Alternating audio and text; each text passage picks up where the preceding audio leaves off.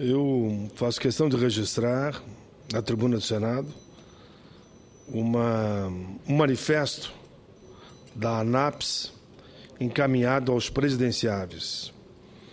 A Associação Nacional dos Servidores da Previdência e da Seguridade Social, ANAPS, divulgou um manifesto em defesa da Previdência Social Pública.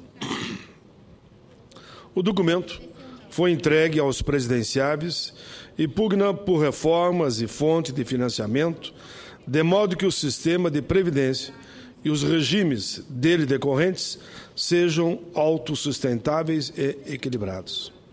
Com fulcro nos aspectos demográficos, o documento traz uma preocupação com o envelhecimento, visto que em 1960 a expectativa de vida do brasileiro era de 49 anos e hoje ultrapassa a 74 anos. Os dados demonstram que o INSS é a maior seguradora da América Latina e uma das maiores do mundo. De acordo com o manifesto, temos 56 milhões de contribuintes, 27 milhões de beneficiários, soma de urbanos e rurais, e uma arrecadação que ultrapassa aos 400 bilhões de reais, ultrapassando o orçamento de muitos dos países, pelo menos aqui da América do Sul.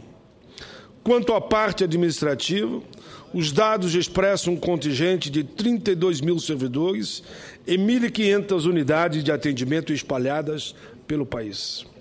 Por outro giro, em relação à arrecadação, algumas sugestões são reivindicações antigas, mas importantes para a manutenção equilibrada e transparente do sistema. Entre elas, citamos a manutenção do gerenciamento das receitas tributárias pela Receita Federal, fim das renúncias contributivas, desonerações e mecanismos de refis que burlam o princípio contributivo previsto no texto constitucional, maior eficiência na arrecadação do combate à corrupção e à sonegação, recuperação dos créditos administrativos inscritos em dívida ativa, separação da arrecadação previdenciária do orçamento fiscal, adoção de um sistema de contas de previdência com transferência de benefícios não contributivos ao Tesouro, inclusive os rurais. Em relação à sonegação fiscal, quero salientar que hoje a dívida do contribuinte para com a União chega a 1.270 bilhões de reais, sendo 997 bilhões referentes a créditos fiscais e 275 bilhões a créditos previdenciários. São recursos que deixaram de ingressar nos cofres da Previdência e do governo federal. E aí, claro, quem paga a conta, no fim, é o aposentado e o pensionista. O que mais impressiona é que a recuperação desses valores é baixíssima e as informações a respeito são muito pouco divulgadas e difundidas. É necessário uma melhor fiscalização das receitas, combatendo a sonegação, bem como uma recuperação mais eficiente desses créditos. Chamou a minha atenção também o fato de que o manifesto defende o fim do fator previdenciário, projeto que apresentei e aprovei aqui no Senado há mais de 6 anos e a Câmara mantém engavetado. Destaco ainda a necessidade de promover ações que contribuam para a redução dos acidentes de trabalho e o aperfeiçoamento da perícia médica e a reabilitação profissional. Fui técnico de segurança do trabalho, quando estava ainda na indústria, há lá 30 anos atrás, que estou quase com 30 de parlamento, 4 de deputado federal e 2 de senador. Entre outras sugestões alencadas pela ANAPS, menos populares, mais necessárias e menos gravosas que o fator previdenciário, estão a adoção de uma idade mínima, que eu não sou contra, e a fixação de um prazo de carência contributiva. Por isso, nós caminhamos e tinha tudo para construir um acordo na fórmula 85-95, que a mulher poderia se aposentar com salário integral aos 55 anos de idade e o homem aos 60. Hoje, com o fator, a mulher tem que trabalhar até os 65 e o homem até os 67. Preocupa-me sobremaneira que o rombo nos cofres previdenciários venha a recair somente sobre o bolso do trabalhador, do aposentado e do pensionista. Porque, pelo outro lado, sempre dizem que é possível dar anistia, desonerar a folha, mas o salário do trabalhador não é correspondente àquilo que ele pagou, o benefício. Recentemente, o governo federal anunciou que a desoneração da folha de pagamento, que beneficiou 56 segmentos, poderá ter continuidade e que estuda uma forma de encaminhar a proposta ao Congresso. Não sou contra medidas que desonerem a folha das empresas, porque ampliam a capacidade de investimentos, aumentam o número de empregos e melhoram a competição. Sou contra simplesmente a desoneração nas receitas previdenciárias, pois defendo que tais receitas não devem ser alteradas. Muito embora a legislação estabeleça que a União compensará o fundo do regime geral da Previdência Social no valor correspondente à estimativa da renúncia. Por outro lado, segundo o estudo realizado pela Anfip, divulgado no livro Desoneração da Folha de Pagamentos, Oportunidade ou Ameaça, a diferença da contribuição sobre faturamento em relação à folha de pagamento representou uma perda de arrecadação recentemente calculada em 19 bilhões. A propósito, a atual LDO 2014 prevê uma renúncia de receitas previdenciárias que superam os 48 bilhões, privilegiando as políticas fiscais em detrimento das fontes de arrecadação previstas no texto da nossa Constituição. Por fim, me alio a esse manifesto e considero extremamente necessário que os candidatos a presidente da República se pronunciem e reflitam sobre o tema a respeito desta questão tão relevante para o futuro e o presente de todos os brasileiros. Todos sonham em se aposentar com um benefício decente. E, atualmente, devido ao fator e não termos nenhuma política de reajuste dos benefícios dos aposentados, nós estamos com salários considerados, no campo da aposentadoria, indecentes. Hoje mesmo recebi aqui no Cafezinho do Senado uma delegação do Rio, recebi de São Paulo, querem que eu vá a Santa Catarina agora, no sábado, debater esse tema numa grande plenária nacional, como foi o convite ao Paraná, como estarei em Alagoas antes do fim do mês e depois vou para o Rio Grande do Norte. Mas, senhor presidente, aproveitando o tempo que me disponho, quero fazer um registro que estiveram hoje comigo aqui no Cafezinho o presidente da Federação Nacional dos Sindicatos Servidores do DETRANS estaduais e do DF, Helder Marcos, e o senhor Evaldo de Moraes, do CIDATRAN de Alagoas, e o senhor Wagner Nelson Alves, do Sindicato da Bahia. Eles vieram pedir o apoio ao PL 92, do qual contribuímos aqui na articulação e foi aprovado no dia de hoje projeto de autoria do deputado Anielo Almeida. Incluiu os agentes de trânsito entre os beneficiários do projeto Bolsa Formação. Faço questão de registrar aqui que demos todo o apoio para que esse processo andasse com rapidez. A categoria tinha toda a razão, concordei com a demanda e, por isso, acompanhamos aqui, no dia de hoje, a aprovação do PL 92. Quero ainda, senhor presidente, fazer uma homenagem a esses lutadores que não são sempre, que infelizmente não são lembrados. Estou me referindo aqui aos oficiais de justiça. Esse certamente não vai ser o meu primeiro, e não é, pronunciamento que tenho feito em relação a uma categoria de trabalhadores que merece todo o nosso respeito e atenção urgente, os oficiais de justiça.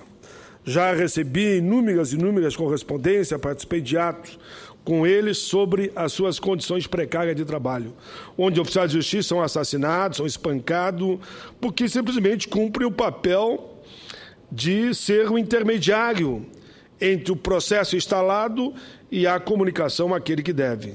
Recentemente recebi um pedido para que retornasse ao tema da tribuna. Afinal, 5 de setembro, que se aproxima, é o dia do oficial de justiça.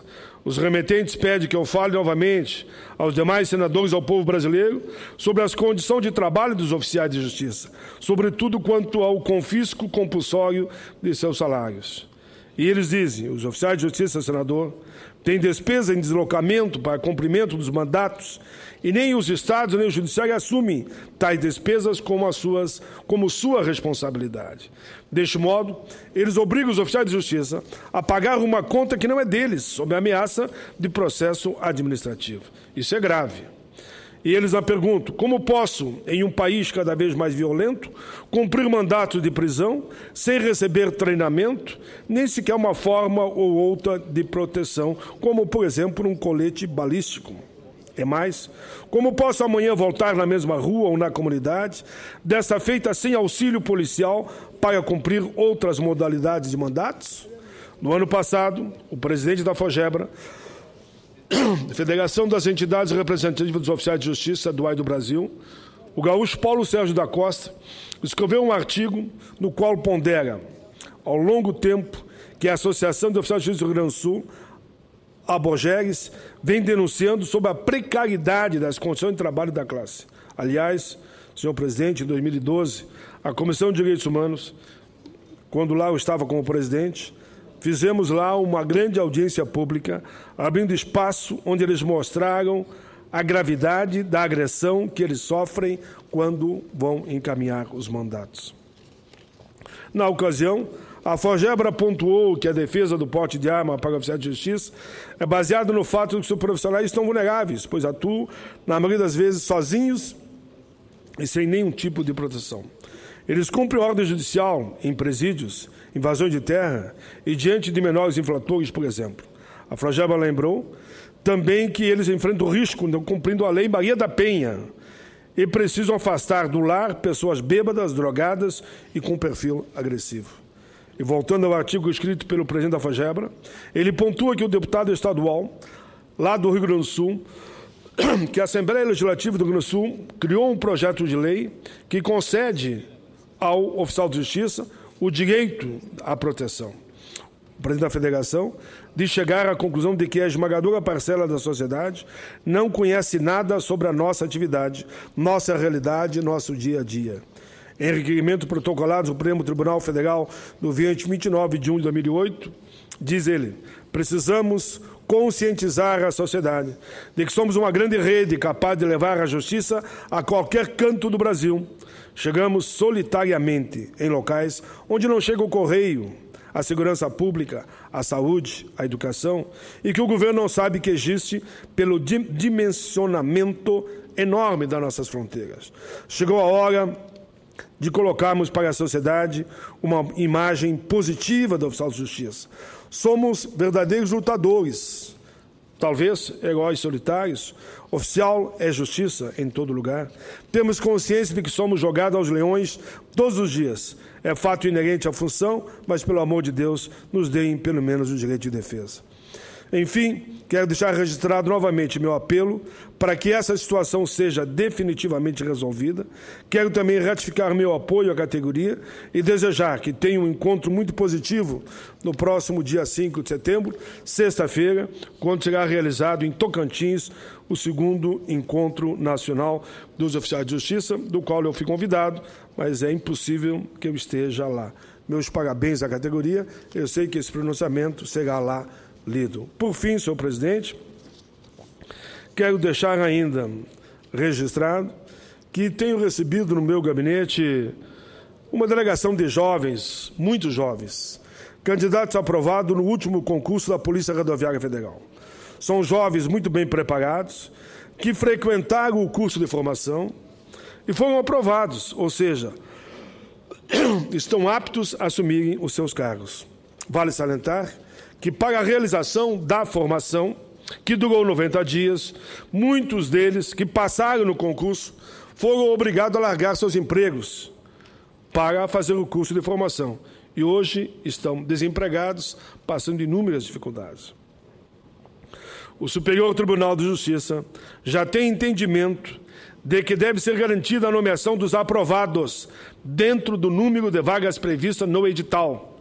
Porque eles oferecem tantas vagas, a moçada vai, faz o concurso, depois eles chamam só a metade. Aí já fazem outro concurso e vira uma indústria de concurso e quem é aprovado não é valorizado. Inclusive, prospera naquela corte entendimento de que a nomeação deve ocorrer mesmo que o prazo de vigência do certame tenha expirado e não tenha ocorrido contratação precária ou temporária de terceiro durante o período de sua vigência do concurso. Por esse motivo, faço um apelo aqui, senhor presidente, à ministra Miriam Belchior, para que as nomeações ocorram dentro da legalidade, da lei, conforme o edital, e que isso aconteça com brevidade. Essa moçada, agora muito desempregado, não tem como se manter. É uma questão de justiça social e, consequentemente, no sentido mais amplo que se possa compreender. Senhor presidente, eu encerro aqui a minha fala sobre esses temas e todos sabem que eu tenho uma enorme preocupação com a Previdência Social Pública. Queria muito que os presidenciáveis se debruçassem também sobre esse tema e qual é a perspectiva que eles veem, porque, sem sombra de dúvida, o Brasil, rapidamente, teremos mais idosos do que jovens. Há uma previsão que isso acontecerá em o ano de 2040, 2050. E, pelo outro lado, nós percebemos que cada vez mais o salário dos idosos acaba desaparecendo. O cidadão pagou sobre 8, 9 salários, está recebendo 1, 2. Eu recebi agora uma delegação do Aéreos, um fundo que foi à falência por falta de fiscalização há 10, 12, 15 anos atrás. Hoje eles me diziam que mais de 1.150 já morreram e não receberam ainda aquilo que têm de direito. É preciso um olhar carinhoso, respeitoso, para esses homens e mulheres que construíram esse país, homens e mulheres que enfrentaram a ditadura, que cantaram nas ruas a palavra liberdade, democracia, justiça. E num momento como esse que nós temos aqui, no momento, eu diria, mais bonito do processo democrático, que é o bom combate, o bom debate de quem vai governar esse país, como seria bom que a gente olhasse para as crianças, olhasse para as pessoas com deficiência, olhasse para as mulheres, para os trabalhadores, olhasse para os empregadores, para os empreendedores, mas que a gente olhasse também para os idosos do nosso país. Rapidamente, senhor presidente, os idosos serão uma força política e eleitoral que muitos não conseguem ver ou não querem ver. Mas essa perspectiva está logo ali. Por isso, eu confesso que eu sou favorável ao voto facultativo. O idoso só vota se quiser. Todos deveriam votar como um direito e não um dever, porque os políticos têm que convencê-los que eles têm que ir à urna votar, tanto para presidente, para governador, deputado federal, estadual, senador, vereador, prefeito, enfim, todas as instâncias. Eu aqui, mais uma vez, faço um apelo aos presidenciáveis. Apresentem uma proposta séria, concreta, construída com o olhar da sabedoria, do equilíbrio e da honestidade para aqueles homens e mulheres que estão aqui nesse momento, mais do que nunca, demonstrando que eles são o sujeito da história e são sempre deixados de lado. Aos idosos e idosas do nosso país, meu forte abraço, meu carinho. Oxalá um dia a gente possa dizer que esse país efetivamente olha com carinho e com respeito, garantindo ao idoso o direito de viver, envelhecer e morrer com dignidade. É isso, senhor presidente. Obrigado. Parabéns, senador Paulo Paim, pelos assuntos